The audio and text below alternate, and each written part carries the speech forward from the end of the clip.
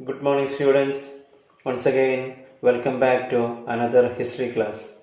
In previous classes, we discussed about the exploitation of British government and the resistance of Indian people against these exploitations. We discussed about the impact of British policies. As a result, the taxation policies came here and it was a burden for the Indian people, especially for the farmers. And we discussed about the decline of traditional Indian industries and about the Indigo revolt and about the commercialization of agriculture. And we discussed about the resistance of Indian people against these exploitations. We told about the Mapla rebellions and Sanda rebellions and Kuruchi and Kurumba rebellions. Now we are going to discuss a major part from this chapter. We are going to discuss about the first war of Indian independence of 1857. The revolt of 1857. In Indian history, it is known as and it is termed as the first war of Indian independence. In this map, you can see the area in which the revolt was outbroken. We can see it is from Meerut in Uttar Pradesh. 1857 ഇന്ത്യയിൽ നടന്ന കലാപത്തെക്കുറിച്ചാണ് നമ്മൾ പറയുന്നത്. അതായത് ഇന്ത്യയിലെ ഒന്നാം സ്വാതന്ത്ര്യ സമരം എന്നറിയപ്പെടുന്ന കലാപത്തെക്കുറിച്ചാണ് നമ്മൾ ഈ പാഠത്തിൽ പറയാൻ പോകുന്നത്. ഈ മാപ്പിൽ നിങ്ങൾക്ക് കാണാൻ സാധിക്കും ഇന്നത്തെ ഉത്തർപ്രദേശിൻ്റെ മീററ്റ് ഉൾപ്പെടുന്ന പ്രദേശങ്ങളാണ് ഇവിടെ കാണിച്ചിട്ടുള്ളത്. അതായത് മീററ്റിൽ നിന്നാണ് ഒന്നാം സ്വാതന്ത്ര്യ സമരം പൊട്ടിപ്പുറപ്പെടുന്നത്. 1857 May 10 thousands of armed rioters were reaching Delhi from Meerut, crossing the river Yamuna. ആയിരക്കണക്കിന് സായുധ കലാപകാരികൾ, ആയുധങ്ങളെല്ലാം എടുത്ത കലാപകാരികൾ മീററ്റിൽ നിന്നും ഡൽഹിയിലേക്ക് അവർ മാർച്ച് ചെയ്യുകയാണ്. ഈ മാപ്പിൽ നിങ്ങൾക്ക് കാണാൻ സാധിക്കും, ഇന്ന് നമ്മൾ വാഹനത്തിൽ യാത്ര ചെയ്യുകയാണെങ്കിൽ 2 മണിക്കൂറോളം യാത്ര ചെയ്യാനുള്ള ദൂരമുണ്ട് മീററ്റിൽ നിന്ന് ഡൽഹിയിലേക്ക്. ഈ ദൂരം അവർ ഒരു രാത്രിയിൽ നടന്ന് യാത്ര ചെയ്യുകയാണ്. മാത്രമല്ല ഇവിടെ നിങ്ങൾക്ക് കാണാൻ സാധിക്കും ഈ റോഡിനെ ക്രോസ് ചെയ്തുകൊണ്ട് ഒരു നദി കിടക്കുന്നുണ്ട്, യമുന നദി. ഈ യമുന നദി പോലും ക്രോസ് ചെയ്തിട്ടാണ് അന്ന് കലാപകാരികൾ മീററ്റിൽ നിന്ന് ഡൽഹിയിലേക്ക് വരുന്നത്. മാത്രമല്ല they assassinated some British officers and set fire their office. They declared the Mughal Emperor Bahadur Shah II as the Emperor of India. ഒരു കലാപം ഉദ്ദേശിച്ചുകൊണ്ട് മാത്രമാണ് അവർ മീററ്റിൽ നിന്ന് ഡൽഹിയിലേക്ക് വരുന്നത്. അതുകൊണ്ട് തന്നെ they had assassinated some British officers. അവർ വരുന്ന വഴിയിൽ കണ്ട ബ്രിട്ടീഷ് ഓഫീസേഴ്സിനെ മുഴുവൻ അവരെന്ത് ചെയ്തു, അവർ വധിച്ചു കളഞ്ഞു. മാത്രമല്ല set fire to their offices, അവരുടെ ഓഫീസുകളെല്ലാം അഗ്നിക്കിരയാക്കി.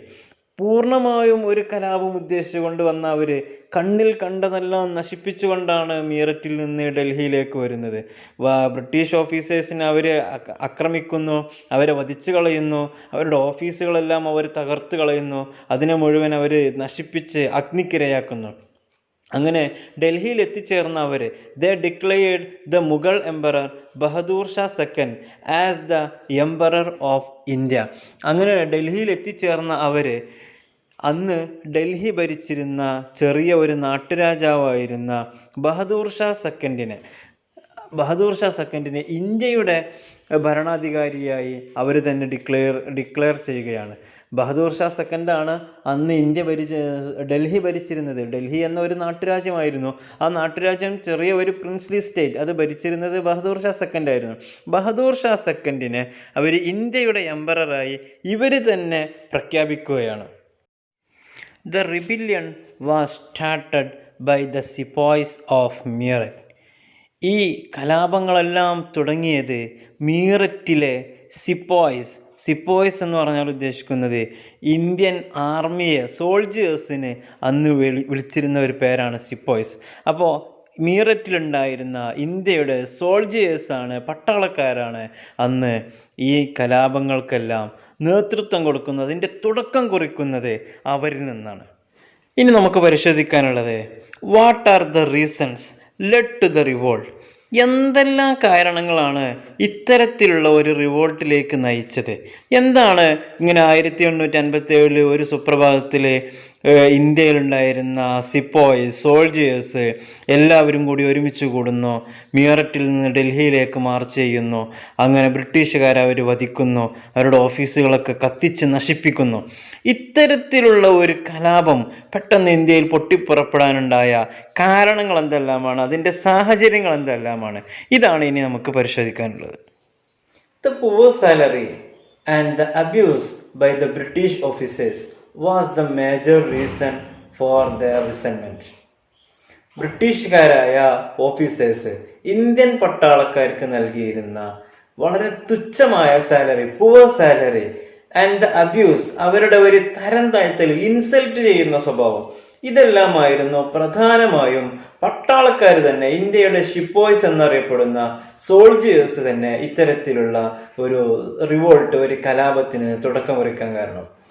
തുച്ഛമായ സാലറി ആയിരുന്നു ഇവർക്ക് നൽകിയിരുന്നത്. മാത്രമല്ല ഇവരെ തരം താഴ്ത്തുന്ന ഒരു സ്വഭാവം ബ്രിട്ടീഷ് ഓഫീസേഴ്സിന് പതിവായി ഉണ്ടായിരുന്നു. അതായത് നമുക്കറിയാം, പട്ടാളത്തിൽ ഒരുപാട് ഉന്നതമായ തസ്തികകളുണ്ട്. എന്നാൽ ഇന്ത്യൻ ഓഫീസേഴ്സിന്, ഇന്ത്യൻ പട്ടാളക്കാർക്ക്, ഇന്ത്യൻ സോൾജിയേഴ്സിന് മാക്സിമം അവർ നൽകിയിരുന്നത് ഹവിൽദാർ അല്ലെങ്കിൽ സുബേദാർ തുടങ്ങിയുള്ള പദവികൾ മാത്രമായിരുന്നു. ഇത് എന്നും എക്കാലത്തും ഇന്ത്യൻ പട്ടാളക്കാർക്ക് അവരെ മാനസികമായി തരം താഴ്ത്തുന്നതായി ഫീൽ ചെയ്യാറുണ്ടായിരുന്നു. ഇത് ഒരു പരിധിവരെ ബ്രിട്ടീഷുകാർക്കെതിരെ സമരം ചെയ്യാൻ അവരെ പ്രേരിപ്പിച്ചിട്ടുണ്ട്. അതോടൊപ്പം തന്നെ ഒരു റൂമർ അവരെ വല്ലാതെ പ്രൊവോക്ക് ചെയ്തു. റൂമർ എന്ന് പറഞ്ഞാൽ കിംവദന്തി, ആരോപണം. അവിടെ ഒരു ആരോപണം പരക്കുകയാണ്. അത് അവരെ വല്ലാതെ വേദനിപ്പിക്കുന്ന രീതിയിലുള്ള ഒരു ആരോപണമായിരുന്നു. എന്താണത്?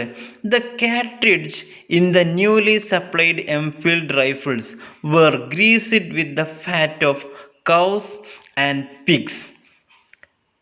പുതുതായി പട്ടാളക്കാർക്ക് വിതരണം ചെയ്യപ്പെട്ട തോക്കുകൾ, ഈ തോക്കുകളിലെല്ലാം പന്നിയുടെയോ അല്ലെങ്കിൽ പശുവിൻ്റെയോ നെയ്യ് ഉപയോഗിച്ച് അത് ഓയിൽ ചെയ്തതാണ്, ഗ്രീസ് ഉപയോഗിച്ചതാണ് എന്നൊരു കിംവദന്തി, ഒരു ആരോപണം അവിടെ വല്ലാതെ പരക്കുകയും ഇത് പട്ടാളക്കാരായ ആളുകൾക്ക് അല്പം മനോവിഷമം ഉണ്ടാവുകയും ചെയ്തു. നമ്മൾ ഈ പാഠം തുടങ്ങുന്ന അതിൻ്റെ തുടക്കത്തിൽ നമ്മൾ പറഞ്ഞിട്ടുണ്ട്, ഇന്ത്യയുടെ ഏറ്റവും വലിയൊരു ശക്തി എന്തായിരുന്നു? ഹിന്ദു മുസ്ലിം ഐക്യമായിരുന്നു. അപ്പോൾ പട്ടാളത്തിലും ഇത്തരത്തിലുള്ള ഓഫീസേഴ്സ്, മുസ്ലിം, ഹിന്ദു തുടങ്ങിയ മതവിഭാഗത്തിൽപ്പെട്ട ആളുകളുണ്ടായിരുന്നു. ഈ രണ്ട് മതവിഭാഗക്കാർക്കും ഒന്നുകിൽ പശുവിൻ്റെ നെയ്യ് അല്ലെങ്കിൽ പന്നിയുടെ നെയ്യ്, ഇത് രണ്ടാലൊരു മതവിഭാഗങ്ങൾക്ക് ഇത് നിഷിദ്ധമായിരുന്നു, അത് ഉപയോഗിക്കാൻ പാടില്ലാത്ത വസ്തുക്കളാണ്. അതുകൊണ്ട് തന്നെ പെട്ടെന്ന് ആരോ പട്ടാളക്കാർക്കിടയിലേക്ക് ഇത്തരത്തിലുള്ളൊരു വാർത്ത പ്രചരിപ്പിക്കുകയാണ്. പുതുതായി നമുക്ക് സപ്ലൈ ചെയ്ത ഈ എംഫീൽഡ് റൈഫിൾസിൽ ഇതെന്താണ്, ഇതിൻ്റെ പശുവിൻ്റെയോ പന്നിയുടെയോ നെയ്യ് ഉപയോഗിച്ച് അത് ഗ്രീസ് ചെയ്തിട്ടുണ്ട് എന്നൊരു വാർത്ത അവർക്കിടയിൽ വരികയും ഇത് ഉപയോഗിക്കാൻ പട്ടാളക്കാരെ അവർ നിർബന്ധിപ്പിക്കുമ്പോൾ, ഈ പുതിയ തോക്ക് ഉപയോഗിക്കാൻ നിർബന്ധിപ്പിക്കുമ്പോൾ അതവർക്കൊരു പ്രയാസമുണ്ടാവുകയും ചെയ്തു. ഇത്തരത്തിലുള്ള ഒരു റൂമർ, ഒരു ആരോപണം വന്നത് അതും പട്ടാളക്കാരെ ബ്രിട്ടീഷുകാർക്കെതിരെ സമരം നയിക്കാനുള്ള ഒരു പ്രധാന കാരണമായി മാറിയിട്ടുണ്ട്. നമ്മൾ നേരത്തെ പറഞ്ഞു, the soldiers who were unwilling to use the new cartridge were punished by the officers.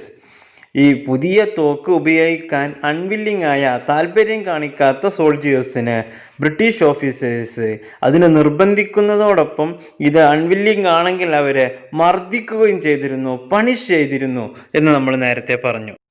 ഇങ്ങനെയിരിക്കെ in Barrackpore in Bengal, Mangal Pandey An Indian soldier shot at a British officer who forced him to use the new cartridge.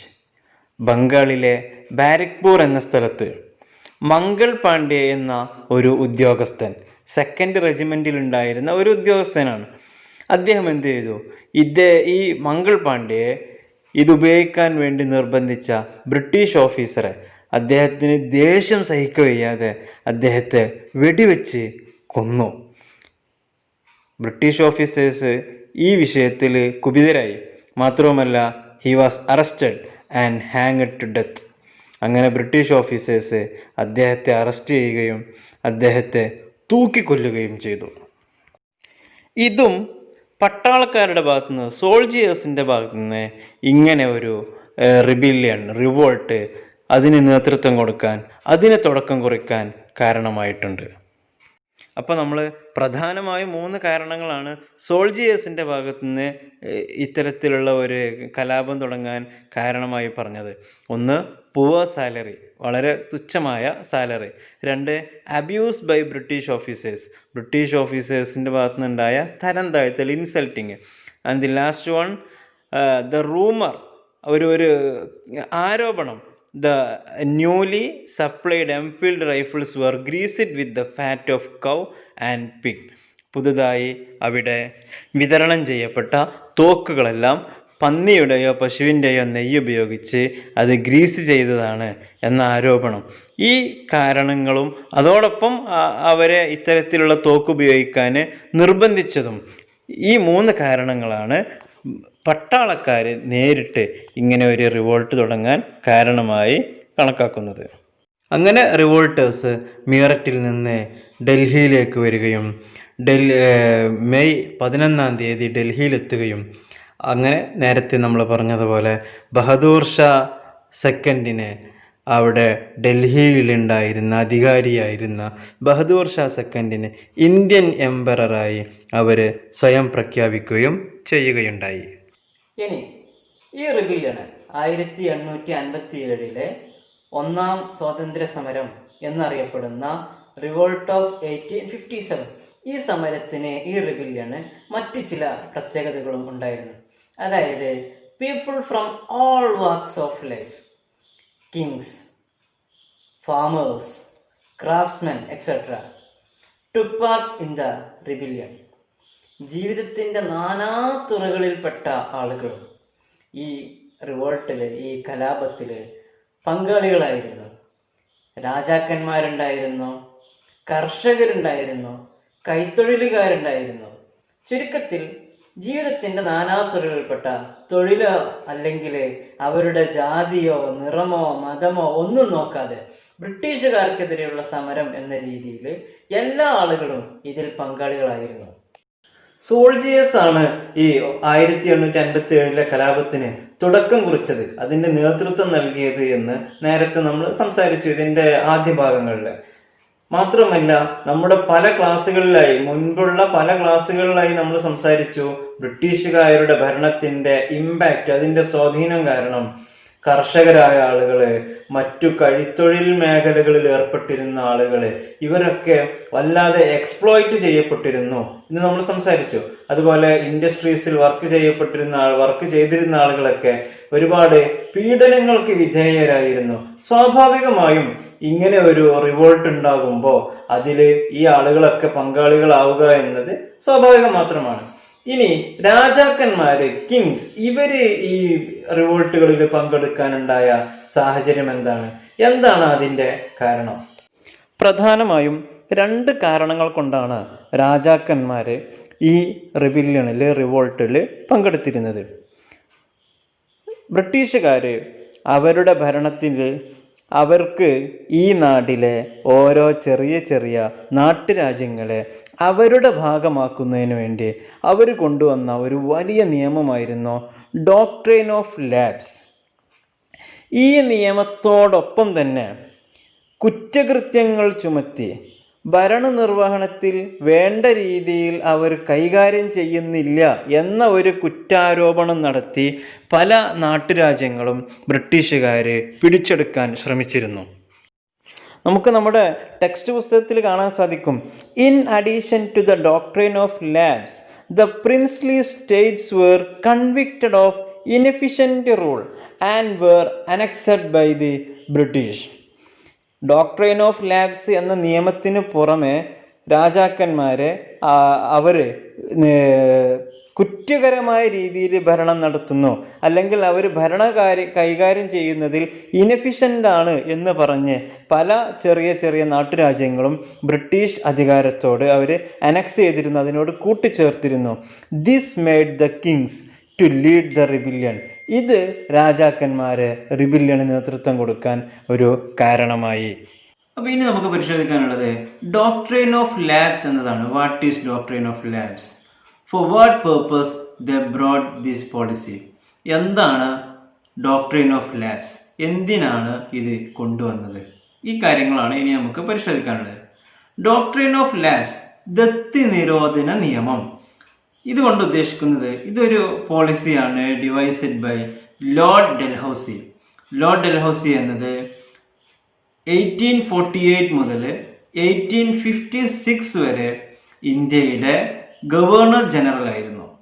ഇദ്ദേഹം കൊണ്ടുവന്ന ഒരു പ്രത്യേക പോളിസിയാണ് doctrine of labs എന്നത്. ഈ policy ബ്രിട്ടീഷുകാർക്ക് അവരുടെ അനക്സേഷന് വേണ്ടിയിട്ട്, അതായത് നമ്മൾ നേരത്തെ പറഞ്ഞു കൂട്ടിച്ചേർക്കലുകൾക്ക് വേണ്ടിയിട്ട് ചെറിയ ചെറിയ നാട്ടുരാജ്യങ്ങളെ അവരുടെ ഭരണത്തിലേക്ക് കൂട്ടിച്ചേർക്കാൻ വേണ്ടി അവർ കൊണ്ടുവന്ന അതിന് ഹെൽപ്ഫുള്ളായ ഒരു നിയമമായിരുന്നു ഡോക്ട്രിൻ ഓഫ് ലാബ്സ്. ഇനി എന്താണ് ഈ ഡോക്ട്രിൻ ഓഫ് ലാബ്സ് എന്ന നിയമം പറയുന്നത്? The doctrine declared that if an Indian ruler died without a natural male heir, his kingdom would lapse into the hands of British. മാത്രമല്ല, it will become the part of company territory. അതായത് if an Indian ruler died without a natural male heir, ഒരു Indian ruler, ഒരു രാജാവ്, അദ്ദേഹം മരിക്കുകയാണെങ്കിൽ അദ്ദേഹത്തിന് ഒരു നാച്ചുറലായ mail hair ഇല്ലാതെ, അതായത് ഒരു രാജാവ് മരിക്കുകയാണെങ്കിൽ സ്വാഭാവികമായും അയാളുടെ അധികാരം അദ്ദേഹത്തിൻ്റെ മകനിലേക്ക് പോകും. ഇനി ചില സ്ഥലങ്ങളിൽ എന്തുണ്ടാകും? മകന് പകരം അദ്ദേഹത്തിൻ്റെ ദത്തുപുത്രനിലേക്കോ അല്ലെങ്കിൽ മറ്റു സ്ത്രീകളായ അല്ലെങ്കിൽ അദ്ദേഹത്തിൻ്റെ പ്രിൻസസ് രാജകുമാരികളിലേക്കോ അധികാരം പോകുന്ന സിറ്റുവേഷൻ ഉണ്ടാവാറുണ്ട്. എന്നാൽ ഇത്തരത്തിലുള്ള സിറ്റുവേഷൻ വരികയാണെങ്കിൽ, ഒരു രാജാവ് മരിക്കുന്നു, അദ്ദേഹത്തിൻ്റെ അനന്തരാവകാശിയായ ഒരു പുരുഷനില്ലാതാകുന്നു, അല്ലെങ്കിൽ നാച്ചുറലായ മകൻ, അദ്ദേഹത്തിൻ്റെ സ്വന്തം മകൻ ഇല്ലാതെ വരുന്നു, ദത്തുപുത്രനോ അല്ലെങ്കിൽ മറ്റു അനന്തരാവകാശികളോ ആയി വരുന്നു. ഇങ്ങനെയാണെങ്കിൽ his kingdom would lapse into the hands of British.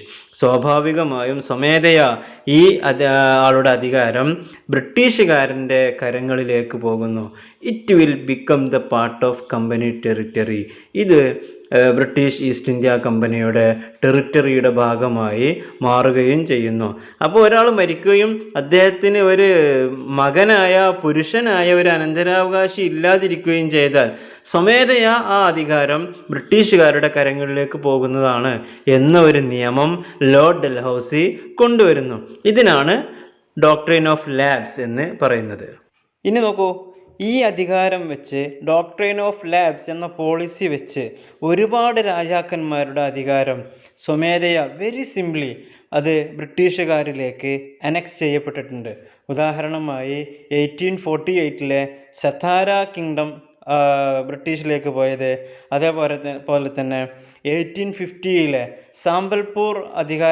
സാമ്പൽപൂരിൻ്റെ അധികാരം ബ്രിട്ടീഷുകാരിലേക്ക് പോയത്, 1852 ഉദയ്പൂരിൻ്റെ അധികാരം പോയത്, 1853 നാഗ്പൂർ, 1854 ഝാൻസി, 1856 അവാദിൻ്റെ ഭരണം നഷ്ടപ്പെട്ടത്. ഇതെല്ലാം ഈ രീതിയിലായിരുന്നു. ഇതുകൊണ്ട് തന്നെയാണ് ഈ റിവോൾട്ടിലെല്ലാം ഒരുപാട് രാജാക്കന്മാരുടെ സാന്നിധ്യവും നേതൃത്വവും ഉണ്ടായിരുന്നത്. നമ്മൾ നേരത്തെ പറഞ്ഞ ഒരുപാട് ചെറിയ ചെറിയ നാട്ടുരാജ്യങ്ങൾ, ഈ രാജ്യങ്ങളിലുണ്ടായിരുന്ന രാജാക്കന്മാർക്കെല്ലാം അധികാരം നഷ്ടപ്പെടുമെന്ന പേടിയാണ് അവരെ ഇത്തരത്തിലുള്ള റിവോൾട്ടിലേക്ക് നയിച്ചത്. ഝാൻസി റാണിയുടെ കഥ നമ്മൾ പഠിച്ചതാണ്. ഝാൻസി റാണി ഝാൻസിയിലുണ്ടായിരുന്ന രാജാവിൻ്റെ ദത്തുപുത്രിയായിരുന്നു. അതുപോലെ ബീഗം ഹസ്രത്ത്, താന്തിയ തോപ്പി, ഇവരുടെ എല്ലാം ചരിത്രങ്ങൾ നമ്മൾ നേരത്തെ പഠിച്ചതാണ്. ഇവരെല്ലാം ഇത്തരത്തിലുള്ള കാരണങ്ങൾ കൊണ്ടാണ് ഫസ്റ്റ് വാർ ഓഫ് ഇൻഡിപെൻഡൻസ് എന്ന റിവോൾട്ടിലേക്ക് മുന്നിട്ട് വരുന്നത്.